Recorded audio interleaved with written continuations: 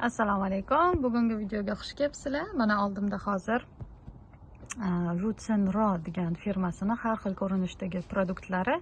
Bu firma o'sha bir kichik oiladan qilingan. Ya'ni bu oila o'sha har xil yog'lardan, asosan shiya yog'i, olivka yog'i va kokos yog'idan ishlab chiqarilgan har xil produktlari va bu hammasi o'sha qo'lda qilingan produktlar. 100% naturalniy produktlar. Bu degani hech qanaqa kimyoviy moddalardan foydalanilmagan holda va gradusi baland qilmasdan o'sha past gradus 60 gradusgacha bo'lgan gradusda eritilib o'sha mana shu produktlar qilingan. Bu degani o'sha yog'i issiqqi, ya'ni gradusi issiqqa chiqmaganligi sababli ichidagi yog'ni foydali moddalari o'zida qoladi degani. Keyin mana organik, ya'ni ekologik.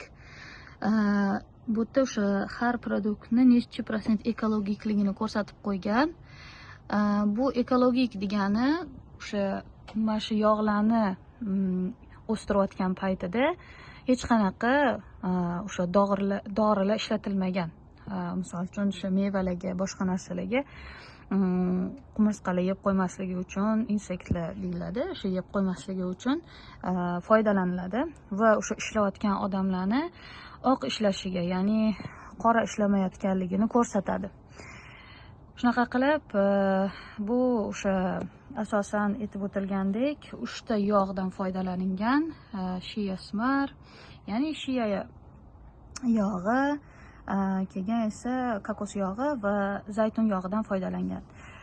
Shiya yog'ini foydalaridan biri o'sha chuqur namlaydi va namlantirish bu yozda ham va qishda ham kerak bo'ladigan narsa. Negaki qishda o'sha quyosh orqali badan qurishni boshlaydi va qishda esa o'sha sovuq havodan qurishni boshlaydi.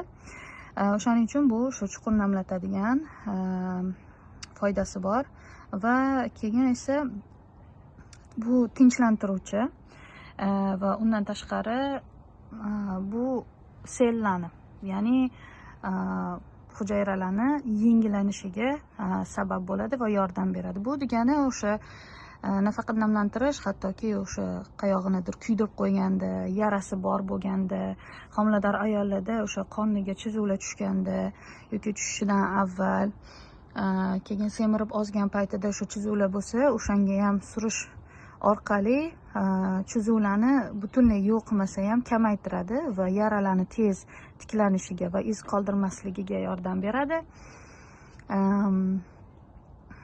Va yana boshqa bir narsasi, ya'ni bunda A va E vitamin borligi.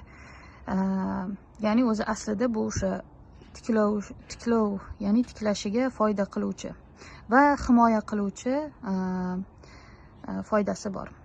Keyin esa kokos yog'i. Kokos yog'i nima foyda beradi deganda, kokos yog'i antibakterial va zamburug'larga qarshi xususiyati bor. Quruq terini namlaydi. Undan tashqari quruq yoki sezgir teriga foydali. Keyin resin yog'i bor. Resin yog'i o'sha terini tiklashni rag'batlantiradi, yumshatadi va namlaydi. Keyin xushbuzar va tirnashga qarshi foydali. Keyin esa bodom yog'i ham foydalanadi. Muloyim va oziq moddalar bilan boy, ayniqsa sezgir teri uchun. Keyin E vitamini va yog'i kislotalariga boy. E vitamin va yog' kislotalariga boy. Terini yumshatadi va namlikni tiklaydi.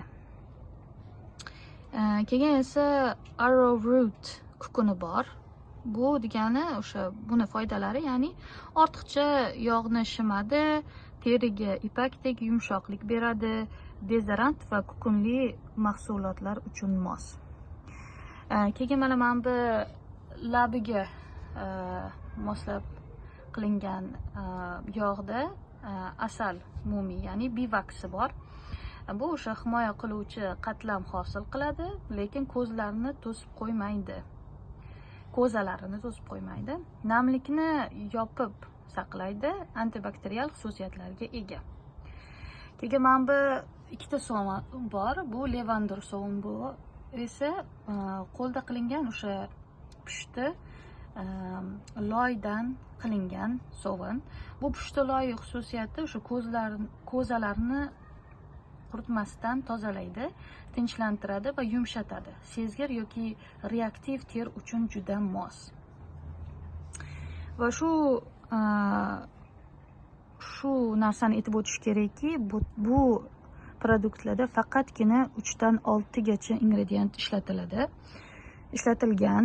Misol uchun hozirgi paytda o'sha kimyoviy moddalar qo'shish juda ham ko'payib ketgan. Misol uchun bitta narsani ingrediyentiga qarasa, qancha uzoq ingrediyentlarni o'qib chiqish kerak bo'ladi va buni sababi chunki yog' bilan suvni aralashtirilgan produktlariga. Yog' bilan suvni aralashtirish uchun, chunki aralashmaganligi sababli kimyoviy moddalardan foydalanish kerak bo'ladi va shu sababli yuzga shimilishi qiyinlashadi. Bularda esa produktlar umuman suvga ega emas, faqatgina shu yog'ni o'zidan foydalanib va shu sababli kimyoviy moddalar foydalanmagan va shu sababli buni o'sha yuzi yoki badani shimib olishi juda ham oson bo'lgan produktlar. Inshaalloh keyingi videoda o'sha birma-bir qaysi produkt nimaga moslangan shu narsani ko'rib chiqamiz.